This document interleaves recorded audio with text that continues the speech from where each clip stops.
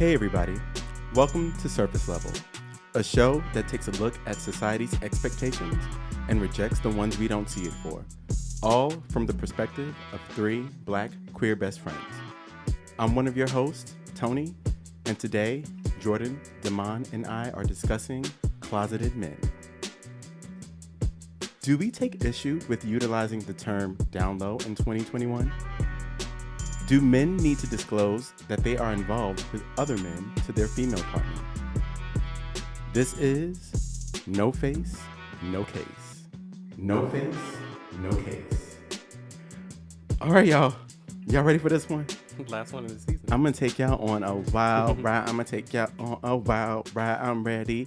I'm ready. Where we going? I'm ready. Where we going? I'm ready. Where we going? Let's start these games. Mm-hmm. It's more or less of like questions that are thematic to what we're going to be discussing today. Mm-hmm. And I'm excited about it because this actually has come up in a few conversations. It came up in one of our surface level sound offs. So let's fight it out today, ladies. Let's get it off your chest. So if your partner cheated on you, what would bother you more?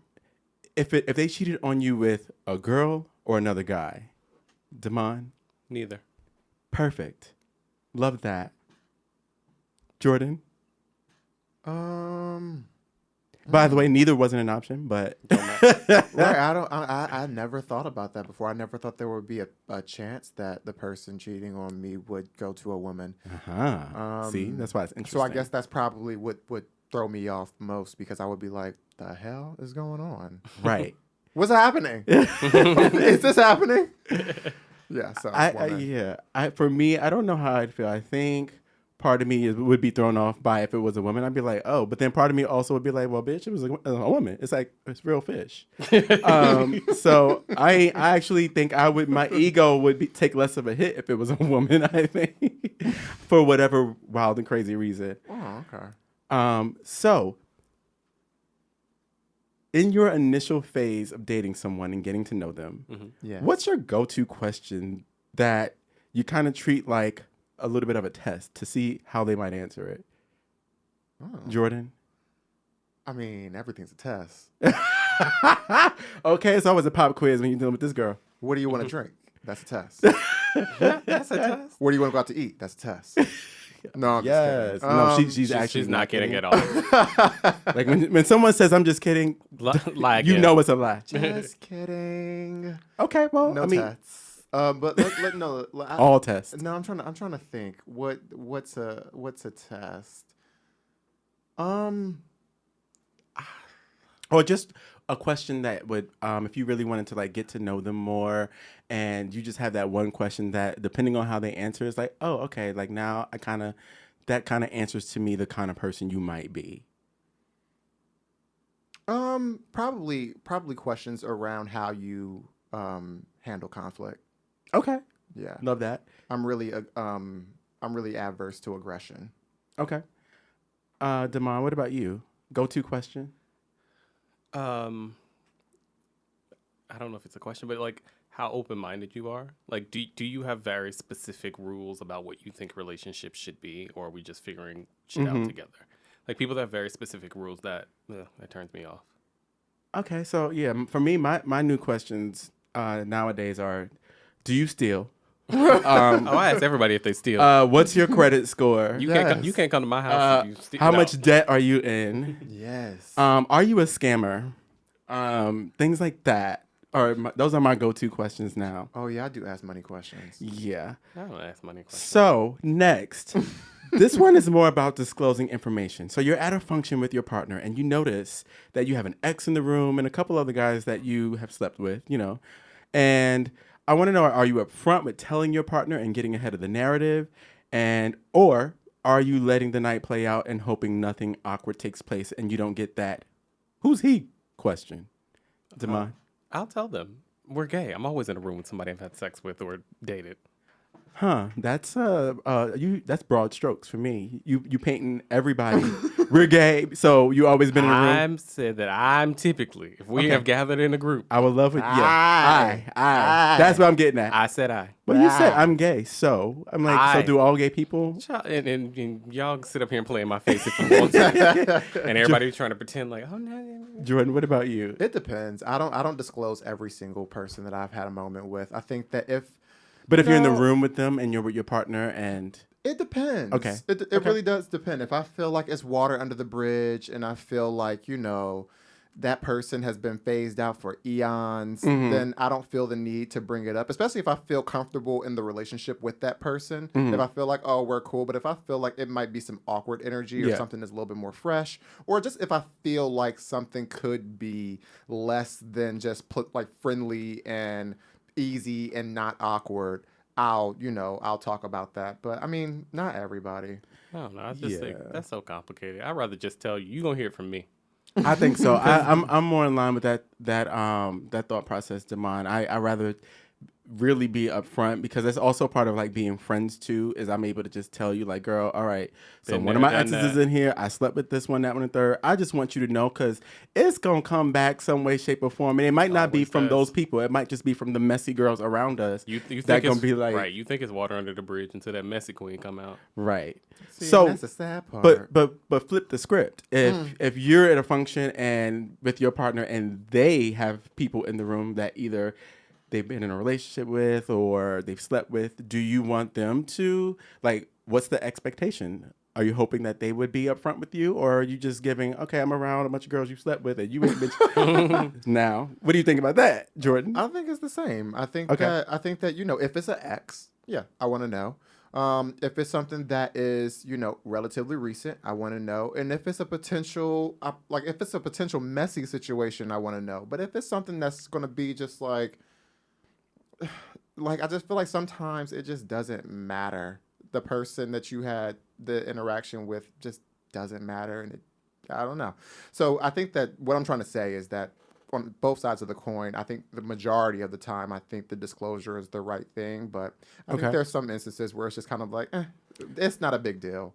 Like, I'm not trying to hold a secret, but it's just like, I don't really need to like go into this one. Okay, so Damon, I'm assuming for you, your answer would be similar. You would want them to just be like, "Girl, why not?" We talk. Here's Like, the tea. I feel like if I'm dating somebody, we should be comfortable enough with each other to be like, "Yeah, child, that was." It was good." Hello. Okay. I'm just like maybe You I saying test it was good? And it was good. Okay. Why not? I mean, you ain't gonna do like listen. I don't know. I'm just Because it's given if y'all I'm just friends, curious. you should be able to be like they're gonna ask like if they're comfortable with you like, oh, so how was it? Like, I ain't gonna. lie, it was good. If they ask you, it's not better than yours. She but, keeping all them secrets. It was, no, I mean, you know, if they ask you, then you can comment on it. But just being That's like, what I had sex I'm with that one. I- It was amazing. Like, I'm not about to just like dive in and Woo, give. Like, Why not, no. child? If it's good, I want to know. Maybe I want to test it out. People don't always want to know that. It was hot. Child. No, that's the question if they ask. So, all right, finally, your partner wants to spice things up and record your session. For those of you who need to know what a session is, catch up. Don't matter. Catch up. So are you opting in freely with an open mind, or are there stipulations you might have for recording said session? Damon? I opt in freely if it's my partner. Like, we have a level of trust with each other, so sure.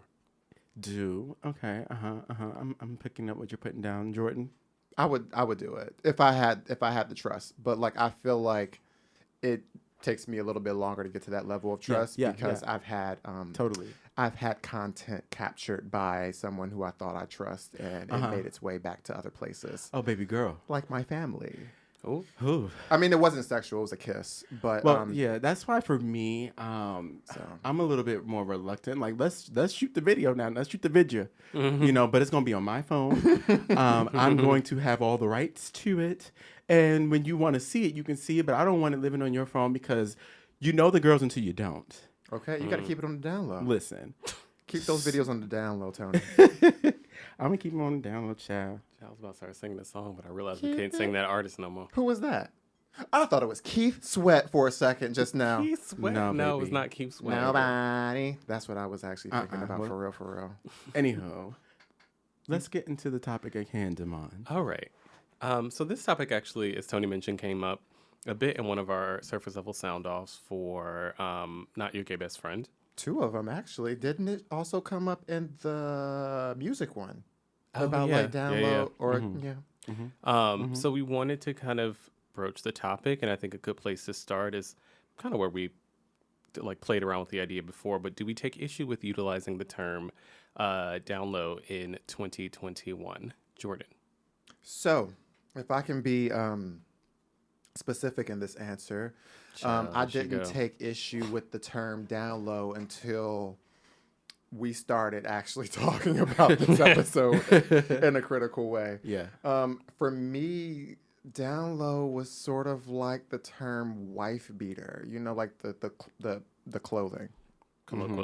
Where it's just kind of like, I just say it. You know what I mean? Like that's just the word that you use to define a thing. And I didn't really think about it in a way of just being like, well, when you actually like break down the word, like down low is actually very, very derogatory.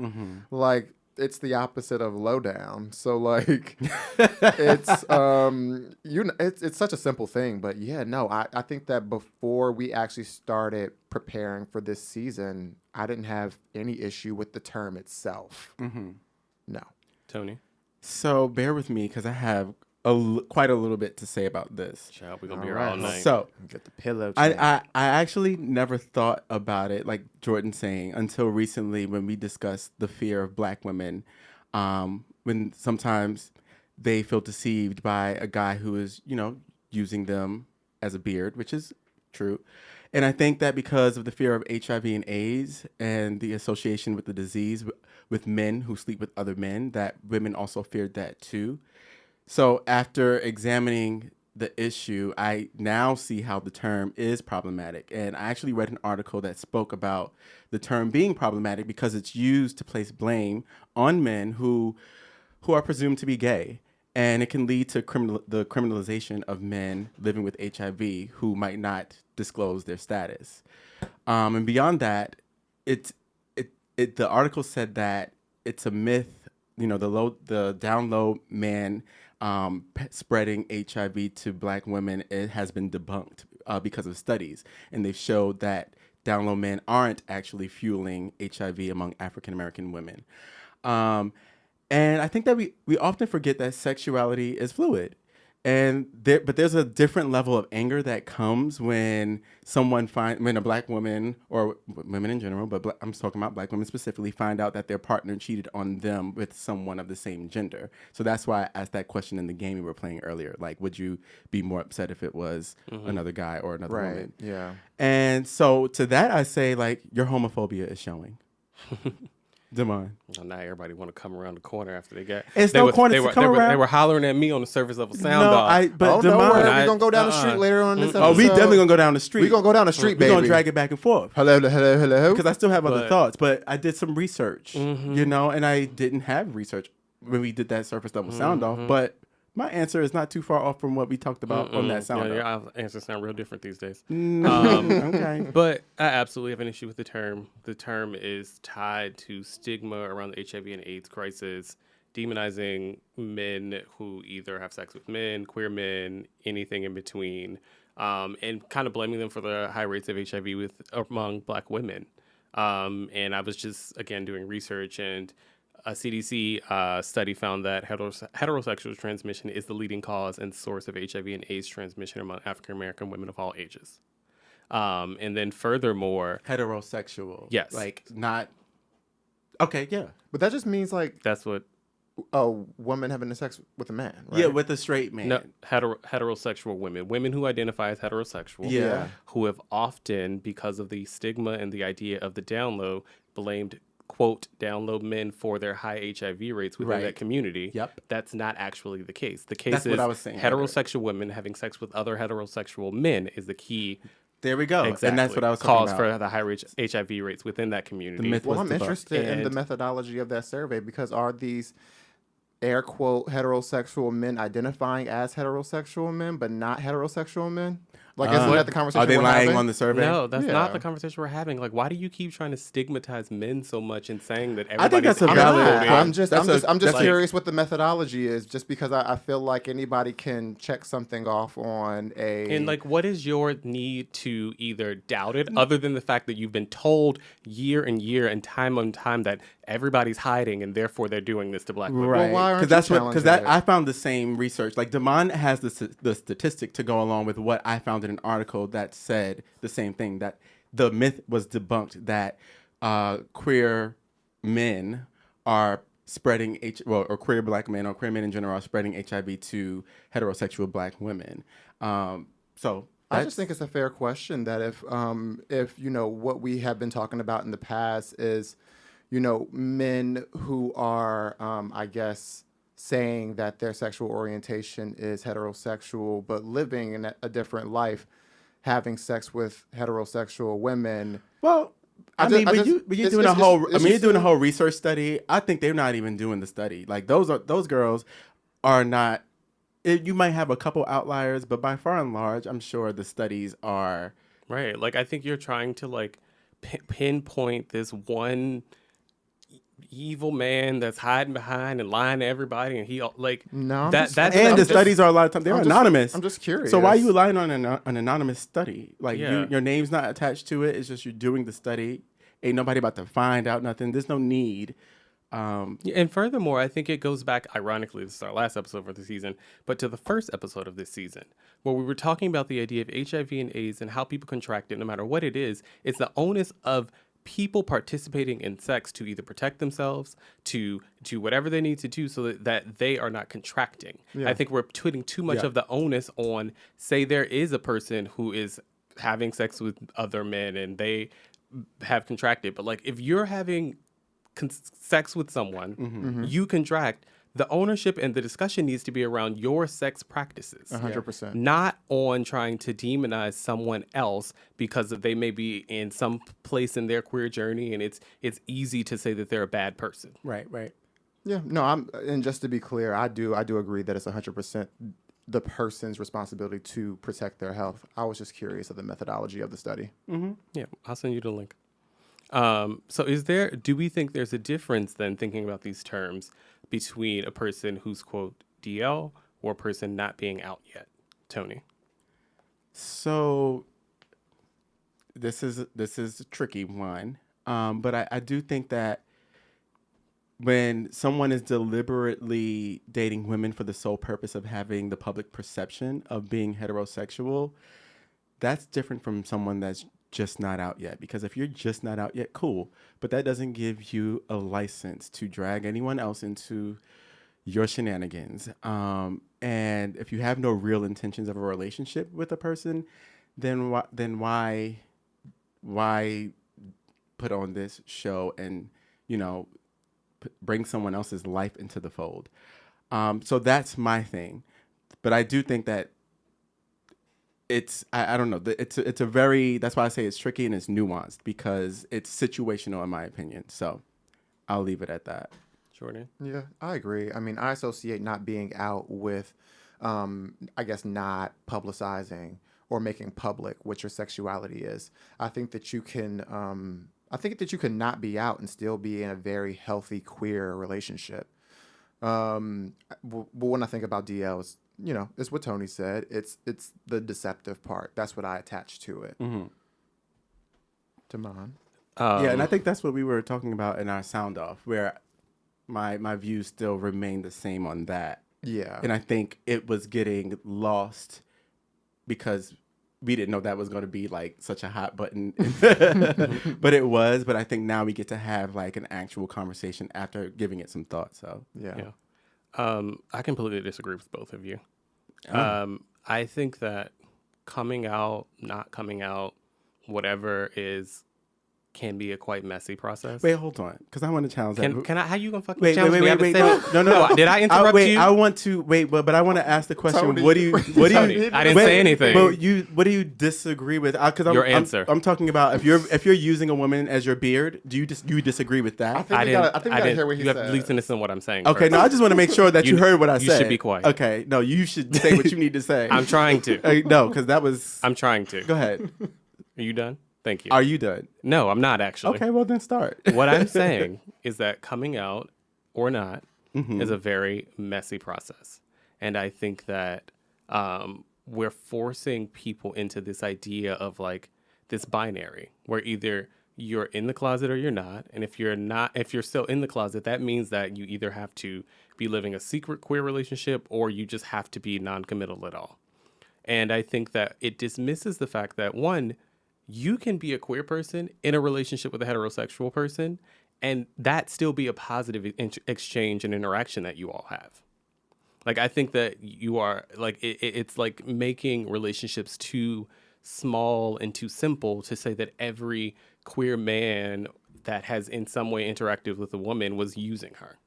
That's not what I said. Let me just finish what I'm saying.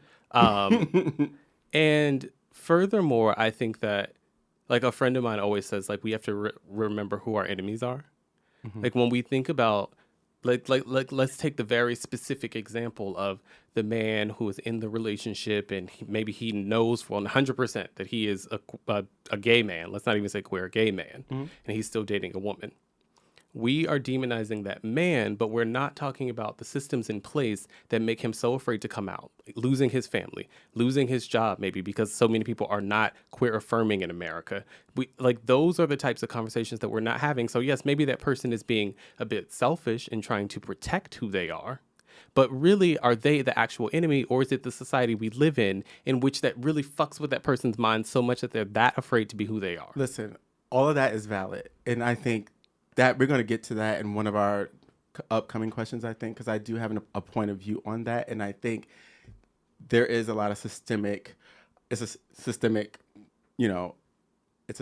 system tied to down low and the whole coming out and all of that. But I'm also not saying that every man who is who is queer, that's dating a woman, is doing that for the sole purpose of using her as a beard. Like, this is just the example that I'm making. And in this specific case, I think it's wrong.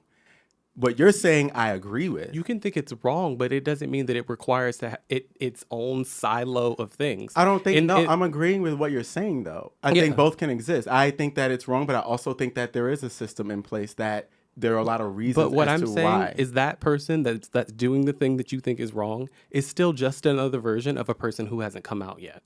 And I don't think that we need to like shepherd them into this like fucked up place of like, oh, you the DL person and you fucking up black women and you doing all this. But that's not what I'm. That's not. That's what I'm that's saying, exactly though. what saying someone is DL versus not being out is doing. But I respectfully disagree, because I think you're taking it to an extreme that I am not. And if it's coming across in that way, that's what I'm thinking, then I need to choose my words differently, because it's not that case in what you're saying. So I think that the reason why we are having this conversation is because I think that we all agree that there needs to be a conversation around compassion for people who are struggling with their sexuality. But I think in the same breath, I think that we can't just excuse bad behavior. And I think that if you are someone who is going around deceiving people into relationships, into whatever, to purely benefit your ego and the way that you present yourself, yeah, we can acknowledge the fact that they need compassion and also acknowledge the fact that the behavior is piss poor. Listen, that's why R. Kelly's canceled, because of What? That's why R. Kelly is You're canceled. comparing DL people to R. Kelly, a no, rapist? what I'm saying is that you can't excuse bad behavior. And so while I might love someone, or No. I'm talking about that you can't excuse the bad behavior. No, there's still got to be there's still consequence. No. I'm not saying it's one for one. No, but you all cannot sit here and call someone not being I'm out. not comparing the two. Let me finish what I'm saying.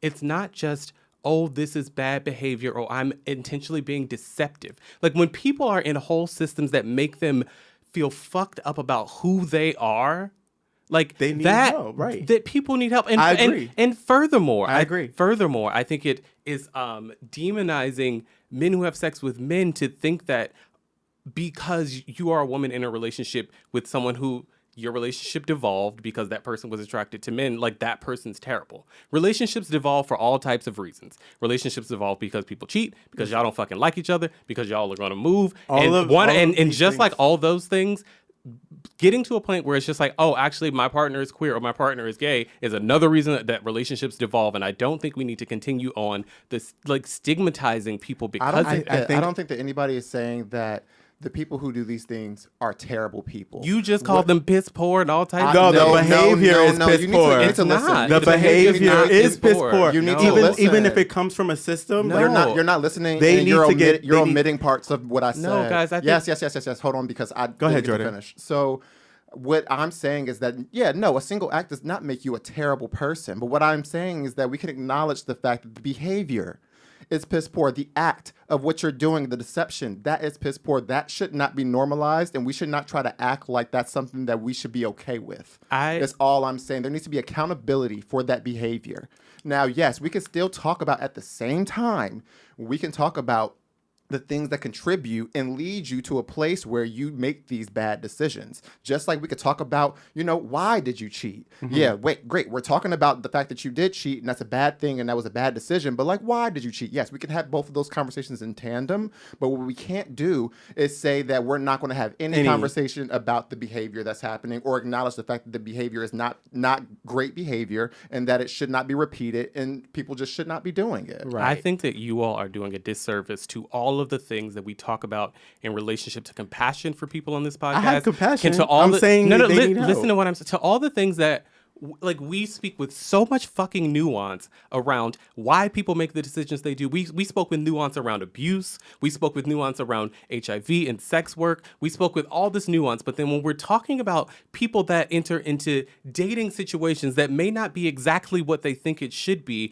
then we it sounds like you are demonizing those people. But no, you're premeditated. Going into Girl, you sound like somebody's trying to murder somebody. No, I'm not. You're drawing that parallel. No one said that. I don't agree with that.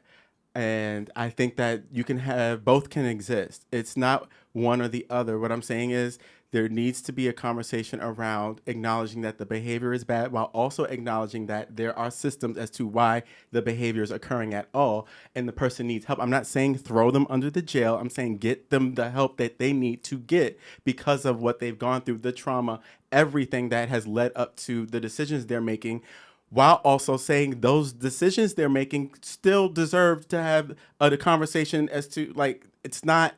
It shouldn't happen, and you shouldn't do it if you're thinking about it, and we should stop doing it, and we should figure out a way to not do it again. I think that there is no world and there's no reality where I will actually give that behavior a gold star. I think that people are at all. Think about the process of coming out and how fucking confusing that shit is. Like, y'all are trying to act like it is. Like everybody is just like premeditated. But I was, and I can talk from my experience being at Howard University. I purposely went on a date with a girl because I wanted to be presented as straight, and I wanted to join organizations, and I wanted the people to stop making rumors about me being gay. I felt terrible about that decision, and I can acknowledge the fact that decision was not a great decision. It was a selfish decision. I brought this unsuspecting woman into this process that she did not ask for, and I dragged her along in this bullshit fake courtship that was solely for the purposes of creating an image for myself. And I can't sit here in good faith and say that that's okay. It's not. But I go back to this same thing. We live in a society where we have to come out. Mm-hmm. That's the fucking problem. You had to go through this whole fucking charade because of this system that society imposes upon us. So therefore, instead of fighting the fucking system, you're sitting here telling yourself you're a terrible person, when it's just like, no, it's a product of some really fucked up things that go on around us. That's what I'm saying. But are you not hearing the part where I say I agree? That there is a system is responsible for it. But also at the same time, it doesn't mean the behavior is okay. No, what I'm saying is that like the fight is the system. And that's the problem I have with this whole conversation. I agree. In the same, I agree. That's the fight. Like the fight is the system. I agree. And I think that we oversimplify and over demonize and over beat up on ourselves and other queer men or men who may just be fucking experimenting. I agree. We make sexuality so simple that like if you have sex with a man, therefore you have to be gay, queer, or some version of that, and you have something to disclose. Where it's just like maybe I was just trying that out. Listen, I agree with you that it's the system that is responsible for all of these things. And in the same breath, I'm just also acknowledging that the behavior is not okay, but I know where it stems from. So I do agree that the system is the fight and not necessarily the person. And we can have empathy for the person. We can, I think we can, there's a place in a conversation to be had around that. And that's what I'm trying to say. I hope that you're hearing that. I feel like Jordan has the same opinion as I do. Well, yeah, I think that like when I made that decision, I'm obviously not proud of that decision, and I did go into that making that decision purely for myself. And if I was talking to someone like me, I would say even though it's difficult, even though you have these pressures to be presented a certain way, what you're about to do right now is not right, and you should figure out an alternative, and you should try to work through that. But like what you're about to do is not a great decision. And the difference is that now you can be that voice for someone. You didn't have that voice. I am having this voice. I'm saying that the No. behavior That's not what I said. I'm saying in the way that you were just like, if I were talking to somebody else that was going to be in that situation. Yeah. Like, did you have somebody that you could talk to at that point in your life? Like when we talk about the systems in place, like, I mean, like, Black queer men that are 18, 19 years old that are trying to figure their shit out and maybe making bad decisions. Like you don't have like a mentor or like there's so many things that don't exist for us where like that's why I go back to. And I'm hoping that they can listen to this podcast and hear experienced queer Black men say that's not the right choice. Yeah. Okay. Because that's what I wanted to hear as a 19-year-old. Right. I mean, listen. We're that generation that as we become those older gays, like hopefully I'm not saying that we are. I'm saying it's as we like future. No, I don't get older. I get better. Yeah, we do now. Get better. I feel like the youngest. But either way, even at this age, I think it's important to have younger gays and mentor them. They have questions. We have experiences. So to pivot a bit, do you think that do you think that men need to disclose that they have been involved with other men to a female partner? Jordan? No. Tony? No.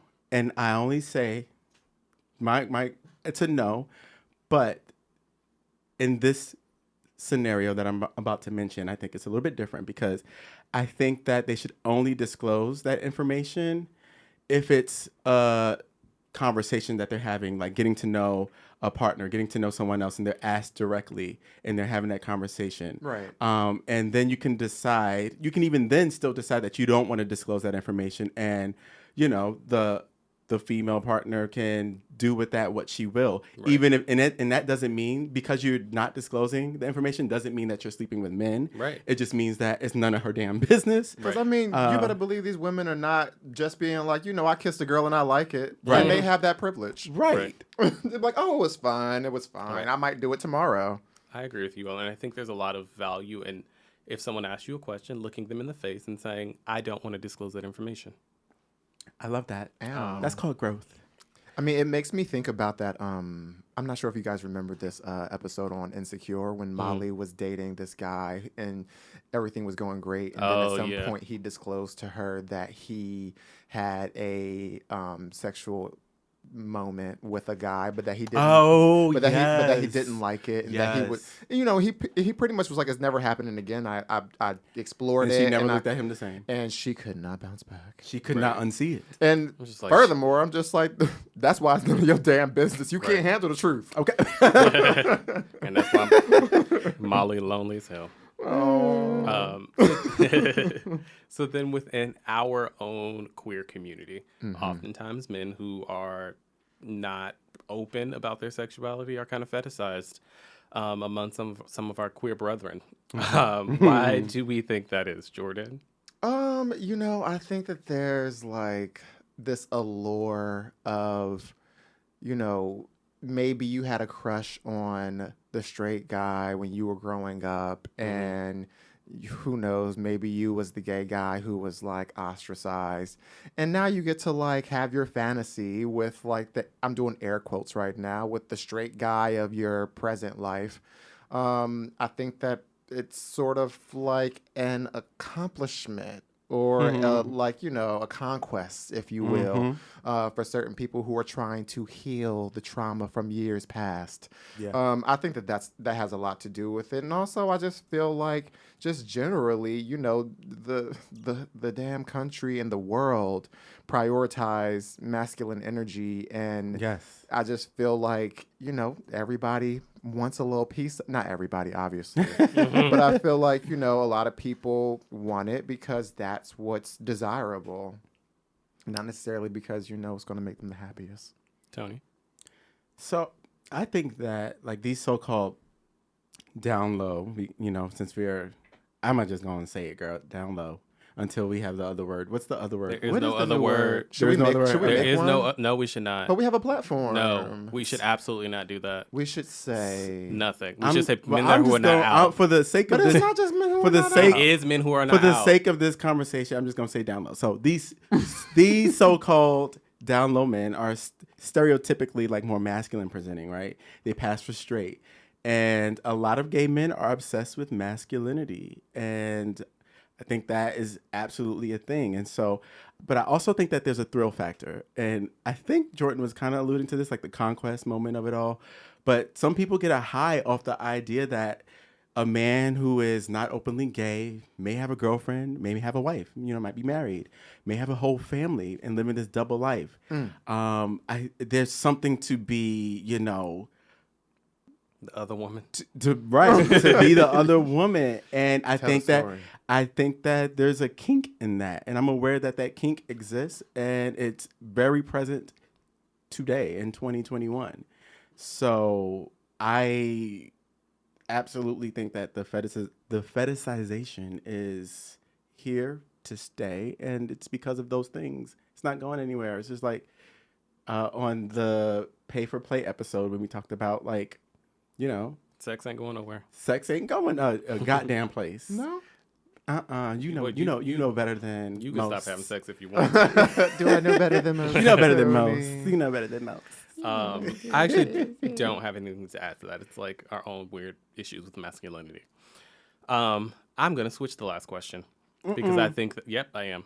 Because I think I'm gonna that, still answer the same way. Nope, don't ask me. But I think this is a Because I have a question. I think this is a better way to end. Okay. So then my question would be, what's something that you'd have liked to know when coming out to not create pain for others in the process? Wait, what?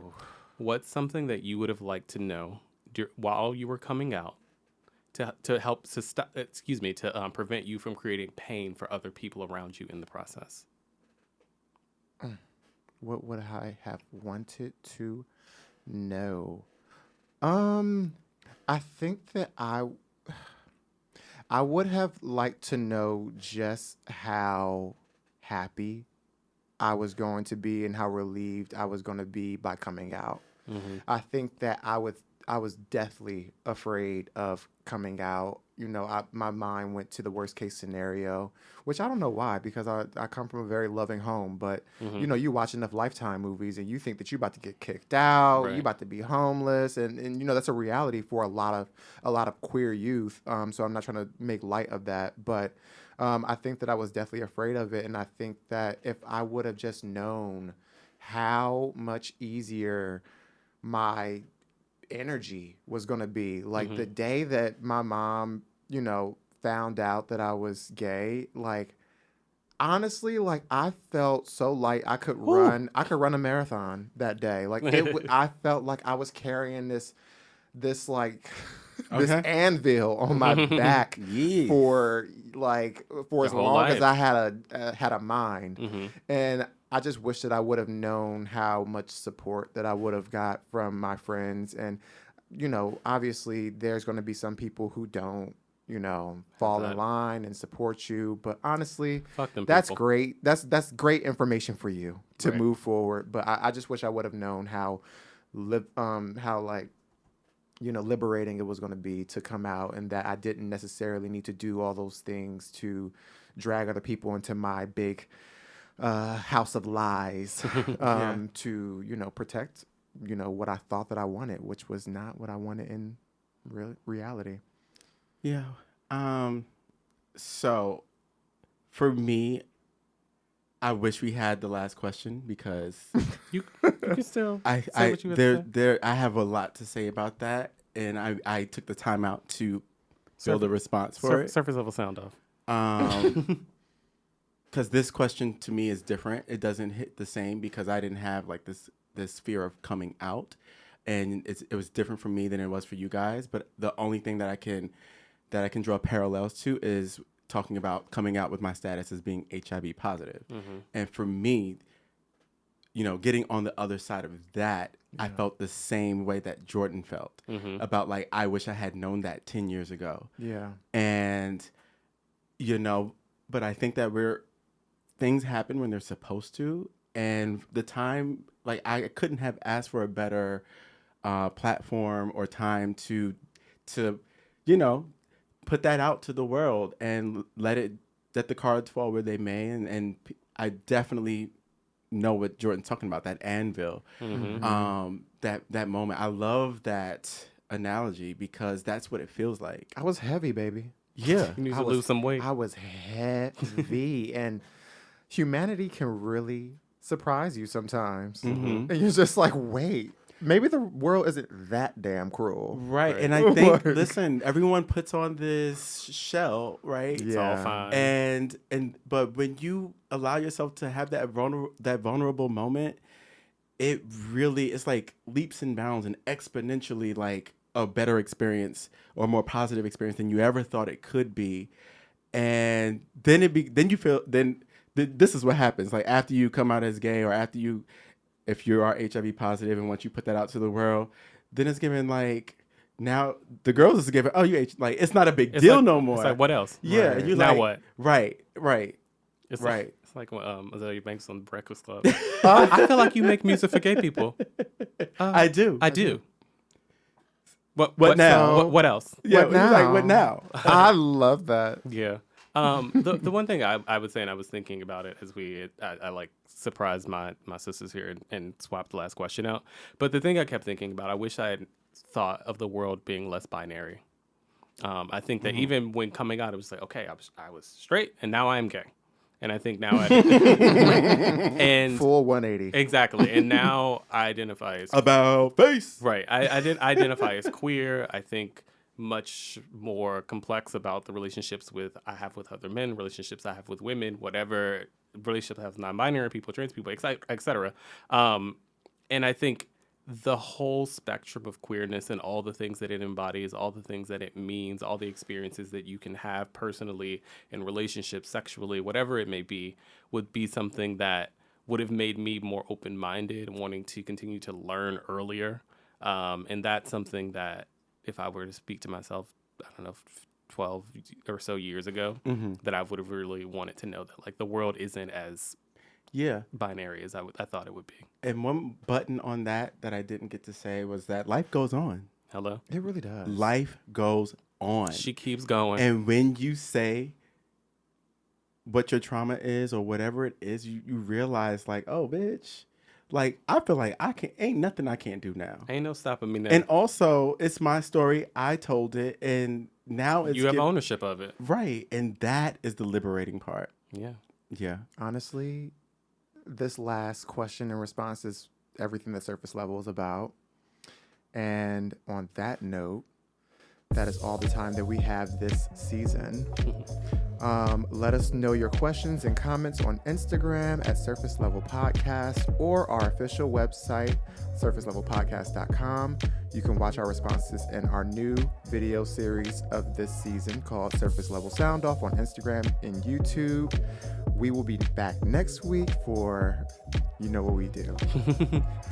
Beyond the surface level. And if you enjoyed this show, please rate, review, and subscribe. And remember, stay curious.